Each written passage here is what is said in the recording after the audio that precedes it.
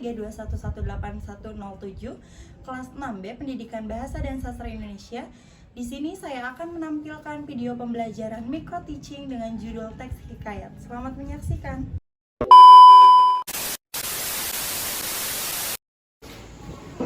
Selamat pagi anak-anak. Pagi, Bu.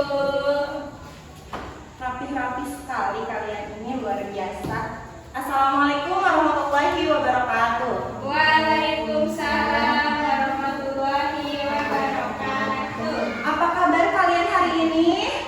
Alhamdulillah, fisikku, kolbuku, semangat, yes, Allahu Akbar. Luar biasa. Coba kalian lihat sekeliling kalian, apakah masih ada terdapat sampah? Coba dilihat. Tidak ada ya, sudah bersih, kelasnya sudah rapi, sudah nyaman. Oke, untuk itu silakan berdiri, kita nyanyikan lagu Indonesia Raya terlebih dahulu. Silakan berdiri semuanya.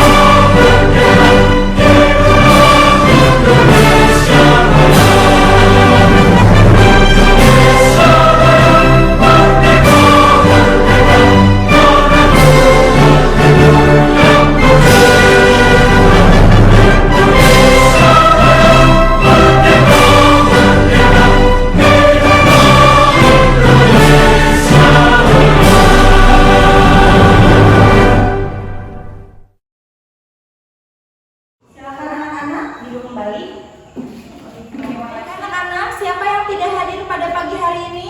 Hadir semua, Bu. Alhamdulillah kalau hadir semua. Anak-anak, sebelum kita memulai pembelajaran pada pagi hari ini, alangkah baiknya kita awali dengan berdoa bersama. Silakan ketua kelas pimpin doanya. Mari kita berdoa sama-sama. Berdoa mulai.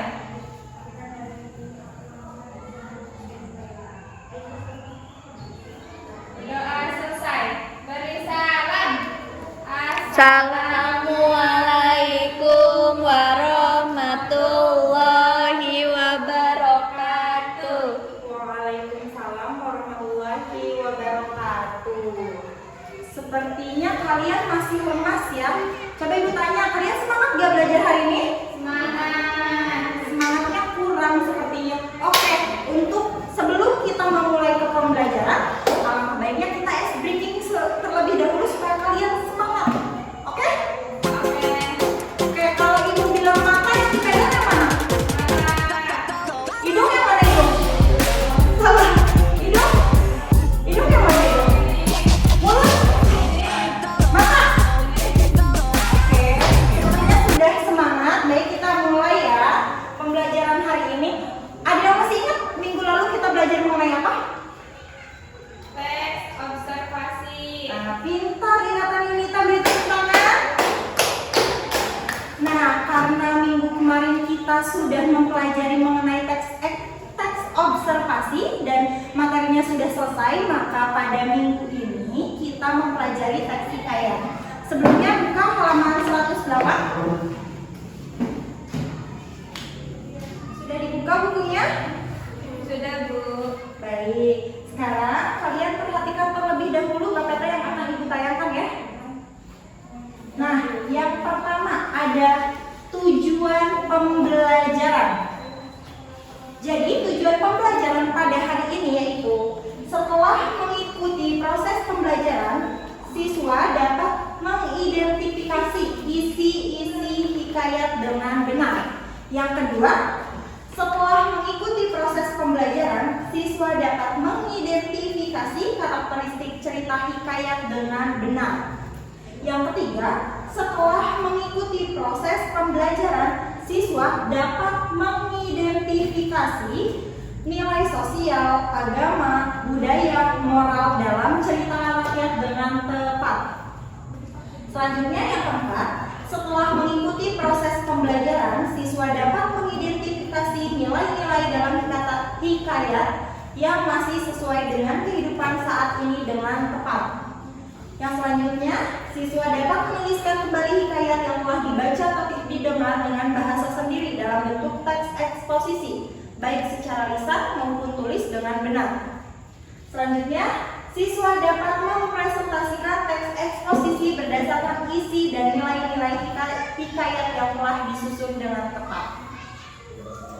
Oke, sebelum memasuki teks hikayat, ada yang tahu teks hikayat itu apa?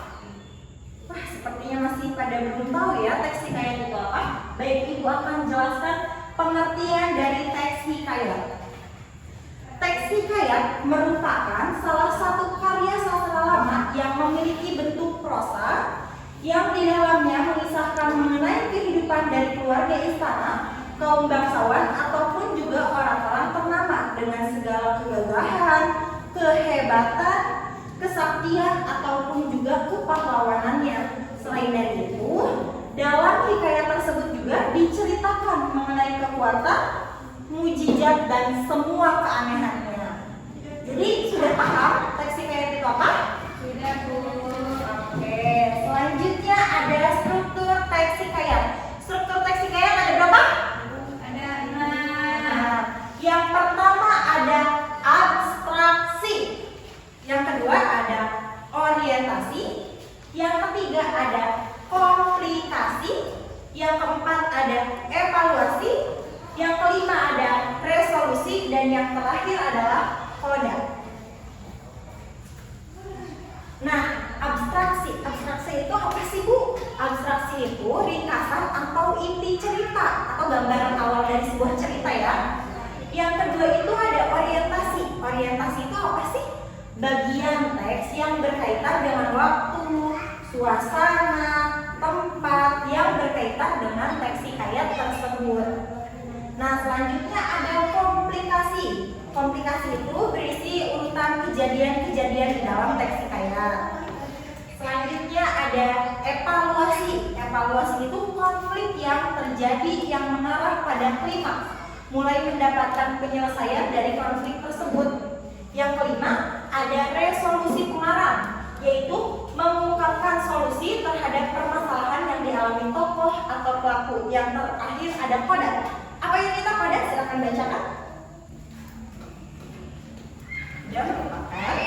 Koda merupakan sifat, Ibu tidak terlihat. Oke, koda merupakan nilai ataupun pelajaran yang dapat diambil dari suatu teks cerita oleh pembacanya. Selanjutnya ada karakteristik teks hikayat. Ada berapa? Ada 5. Ada 5. Yang pertama ada kemustahilan.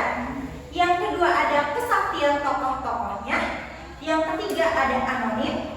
Yang keempat ada istana sentris. Dan yang terakhir yaitu menggunakan alur berbingkai. Kemustahilan. Tahu kan kalian arti dari mustahil itu apa?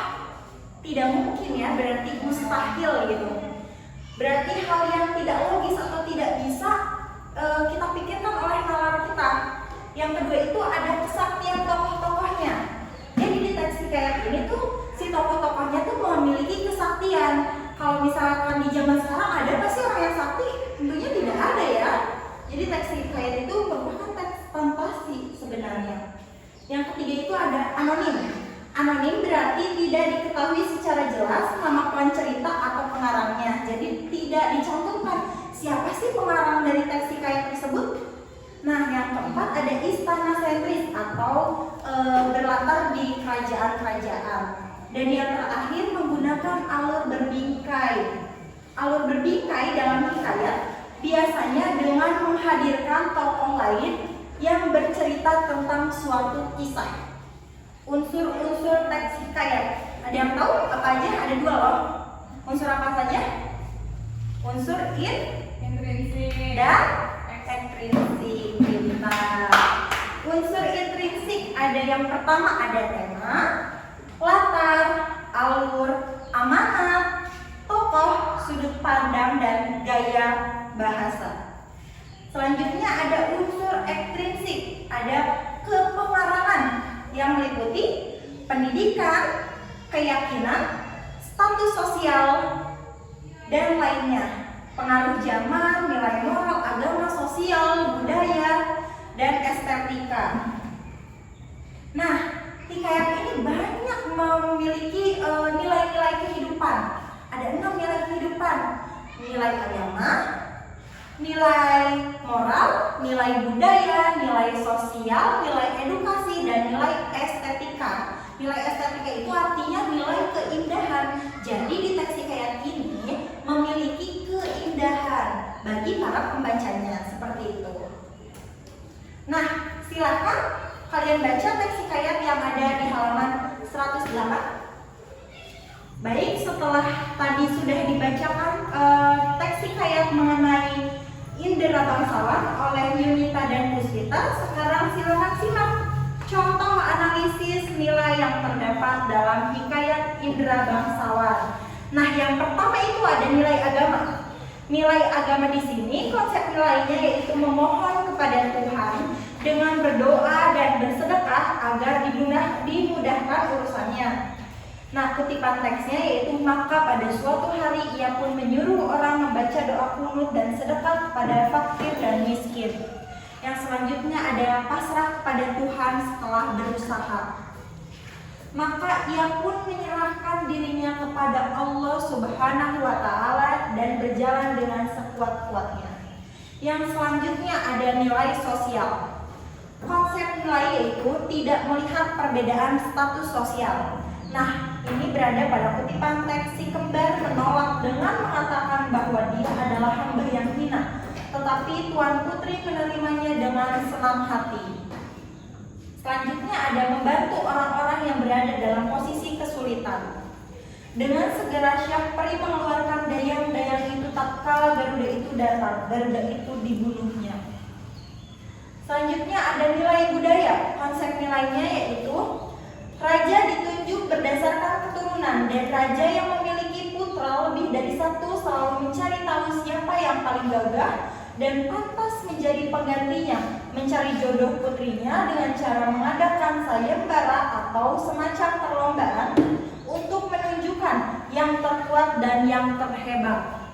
Nah, kutipan teksnya yaitu maka Baginda pun bimbanglah, tidak tahu siapa yang paling dirayakan dalam negeri, karena anaknya kedua orang itu sama-sama gagah. Jikalau Baginda pun mencari muslihat, ia menceritakan kepada kedua anaknya bahwa bermimpi bertemu dengan seorang pemuda yang berkata kepadanya, barang siapa yang dapat mencari buluh perindu yang dipegangnya, ialah yang patut menjadi raja di dalam negeri. Selanjutnya ada nilai moral. Konsep nilainya yaitu tidak mau bekerja keras untuk mendapatkan sesuatu. Kutipan teksnya yaitu Hatta datanglah ke 9 orang anak raja, meminta susu kambing yang disangkanya susu harimau beranak muda itu, memperdaya orang yang tidak berusaha. Kutipan teksnya, Indra Bangsawan berkata susu itu tidak akan dijual dan hanya akan diberikan kepada orang yang menyedihkan pahanya diselit besi hangat. Ada nilai edukasi. Konsep nilainya yaitu kewajiban belajar ilmu agama sejak usia kecil. Kutipan teksnya, maka anak kanda Baginda yang 2 orang itu pun sampailah usia 7 tahun dan dititahkan pergi mengaji kepada Bu Alim Supan. Sesudah tahu mengaji, mereka dititah pula mengkaji kitab usul fikih hingga syarah tafsir sekalinya diketahuinya.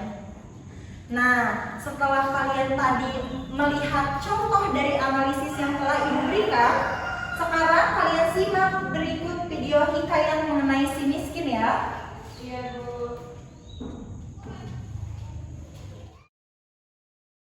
Orang zaman dahulu. Sekali peristiwa Allah Subhanahu wa Ta'ala menunjukkan kekayaannya kepada hambanya. Maka seorang suami istri yang miskin mencari rezeki ke seluruh negeri. Adapun nama seorang raja di negeri itu adalah Maharaja Indradewa. Sangat besar kerajaannya sehingga raja-raja di tanah itu takluk kepadanya dan memberi upeti kepada sang raja tiap tahun. Maka pada suatu hari sang raja sedang dihadapkan raja-raja, para menteri dan rakyat. Maka datanglah suami istri tersebut di penghadapan itu. Dilihat oleh banyak orang, si miskin suami istri tersebut ditertawakan oleh semua orang karena wajah letihnya yang sudah seperti dikejar oleh anjing. Semua orang tertawa seraya mengambil kayu dan batu. Kemudian dilempari kepada si miskin itu dan mengenai tubuhnya hingga tubuhnya bengkok-bengkok dan berlumuran darah. Semua orang pun gempar. Maka titah Baginda, "Apa yang gempar di luar sana?" Sembah segala raja itu, "Ya tuanku, Syekh Alam, orang-orang melempari si miskin tuanku." Maka titah Baginda, "Usir saja dia jauh-jauh." Maka diusirlah si miskin itu sampai ke tepi hutan. Hari pun sudah malam. Sang raja pun kembali ke istananya dan raja-raja, menteri-menteri, hulu barang rakyat pun pulang ke rumahnya masing-masing. Apabila malam tiba, si miskin tidur di dalam hutan itu. Siang hari, ia pun pergi berjalan ke negeri seberang untuk mencari rezeki. Sampailah ia di sebuah kampung. Namun salah seorang warga kampung tersebut melihat dia dan langsung mengusirnya menggunakan kayu. Si miskin pun lari tunggang langgang dan tubuhnya berlumuran darah. Dia menangis berseru-seru.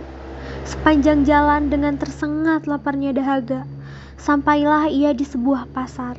Ia melihat orang yang sedang membuang sampah. Setelah orang itu pergi, ia pun menghampiri tong sampah tersebut dan mencari apa yang dibuangnya.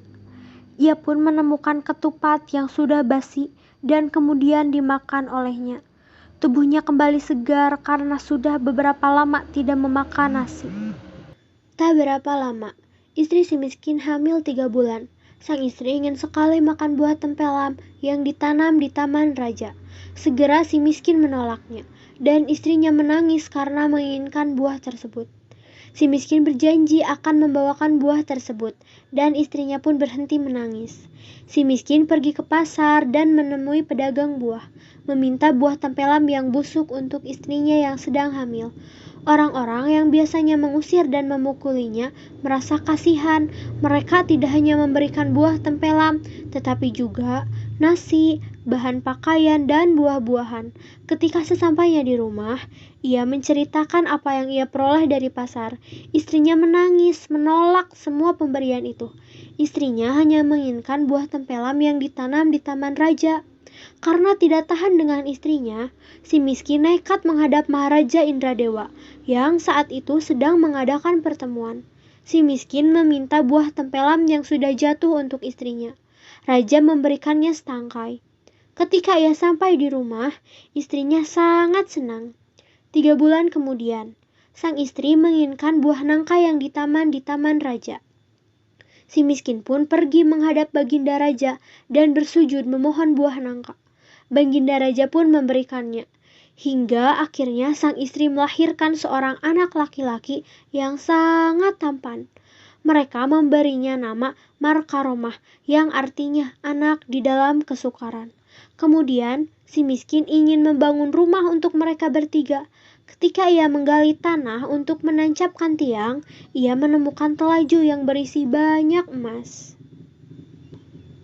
Nah, setelah kalian menyimak mengenai teks hikayat si miskin, ada yang ingin kalian tanyakan? Saya, Bu. Oke, silakan Ninita mau bertanya apa? Bu, tadi kan ada struktur-struktur teks hikayat. Ya. Kan strukturnya ada 6. Jika struktur abstraksi itu tidak ada, apakah teks hikayat itu bisa disebut teks hikayat atau tidak? Nah, pertanyaan yang luar biasa. Beri tepuk tangan dulu semuanya. Oke, jadi struktur yang pertama adalah abstraksi ya. Untuk abstraksi itu bersifat opsional atau boleh dipakai ataupun tidak. Jadi abstraksi ini jika tidak ada abstraksi pada teks hikayat itu masih bisa dikatakan sebagai teks hikayat ya. Jadi abstraksi tidak mempengaruhi teks hikayat seperti itu. Paham Yunita? Paham, Bu. Oke. Nah, setelah kalian memahami keseluruhan materi dari teks hikayat, Ibu minta kalian dibagi menjadi 2 kelompok ya. Oke, Ibu bagi yang ini kelompok pertama dan yang ini kelompok kedua. Untuk kelompok Yunita, Ibu meminta setelah Yunita tadi menyimak video mengenai hikayat si miskin, Ibu meminta Yunita untuk menuliskan gagasan pokok dari hikayat si miskin tersebut dan nilai-nilai kehidupan yang terkandung di dalamnya. Untuk kelompok 2, silakan analisis unsur-unsur dari teks hikayat mengenai hikayat si miskin ini ya, dan tentunya nilai kehidupan juga ya. Jangan lupa, Ibu beri waktu 30 menit untuk kalian mendiskusikan bersama anggota kelompoknya. Nah, ini lembar kerja untuk kalian mengisi dan mempresentasikan hasil diskusi kalian bersama kelompok kalian. Waktunya 30 menit. Dimulai dari sekarang ya.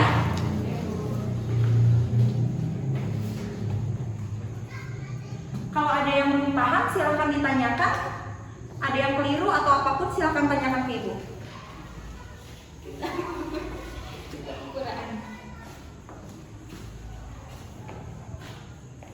Ada yang tidak mengerti? Mengerti, Bu. Oke, bagus. Ada yang ingin ditanyakan? Oh, sepertinya sudah mulai mengerjakan ya.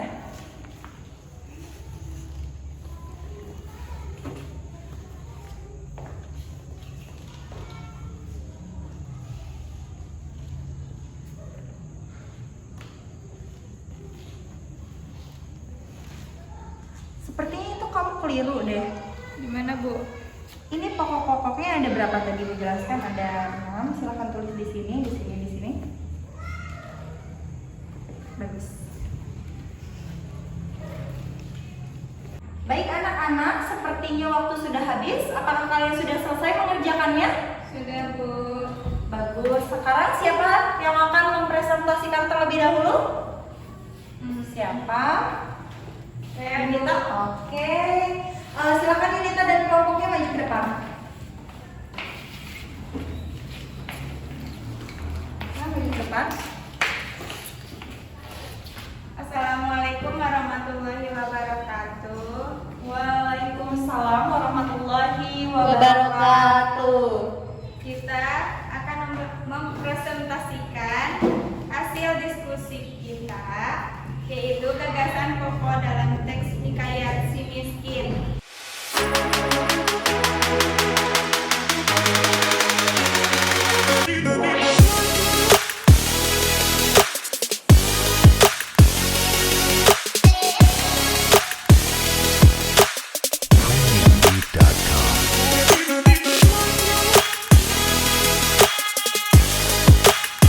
Presentasi dari kami. Assalamualaikum warahmatullahi wabarakatuh. Waalaikumsalam warahmatullahi wabarakatuh. Oh, baik, terima kasih Yunita dan anggota kelompok Sarah. Silakan beri tepuk tangan. Sekarang kelompok 2 silakan maju ke depan. Baik, Bu. Ya.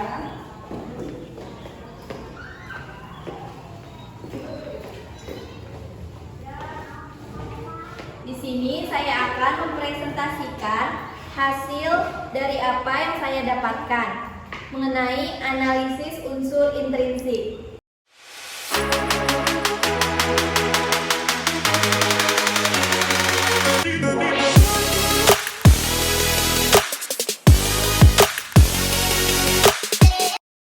Sekian presentasi dari kami berdua, kurang lebihnya mohon maaf. Wabillahi taufiq wal hidayah. Wassalamualaikum warahmatullahi wabarakatuh. Waalaikumsalam warahmatullahi wabarakatuh. Nah, setelah kelompok 1 dan kelompok 2 mempresentasikan tadi ke depan, nah ada yang ingin ditanyakan dari setiap kelompok masing-masing? Tidak, Bu. Oke, sepertinya kalian cukup paham ya mengenai teks hikayat.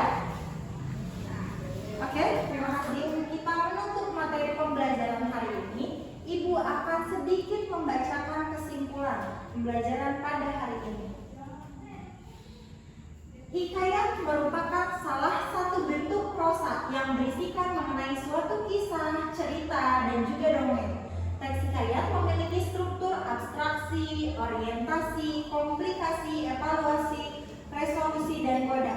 Di dalam teks hikayat terkandung beberapa nilai-nilai kehidupan seperti nilai moral, agama, budaya, sosial, edukasi, dan estetika. Setelah kita mempelajari mengenai materi teks hikayat, sebelum kita menutup pembelajaran hari ini, Ibu harap apa yang disampaikan hari ini dapat berguna untuk kehidupan kita semua. Kita dapat mengambil positifnya dari teks hikayat untuk nilai-nilai kehidupannya, kita dapat menerapkan pada kehidupan kita nantinya. Yang baik ambil yang baik dan yang buruk ya jangan diambil, seperti itu, oke? Anak-anak, pembelajaran hari ini mungkin telah selesai, Ibu cukupkan sampai di sini.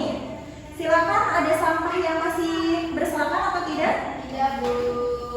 Silakan rapikan tas kalian, tempat duduk, silakan beres-beres, rapi-rapi, kita pulang. Kita pulang, silakan pimpin doa sebelum kita menutup pembelajaran pada siang hari ini. Teman-teman, sebelum kita mengakhiri pembelajaran, kita berdoa terlebih dahulu. Berdoa mulai.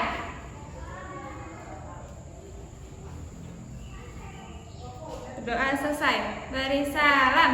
Assalamualaikum warahmatullahi wabarakatuh. Waalaikumsalam warahmatullahi wabarakatuh. Baik anak-anak, hasil koreksinya silakan kumpulkan ke meja Ibu ya.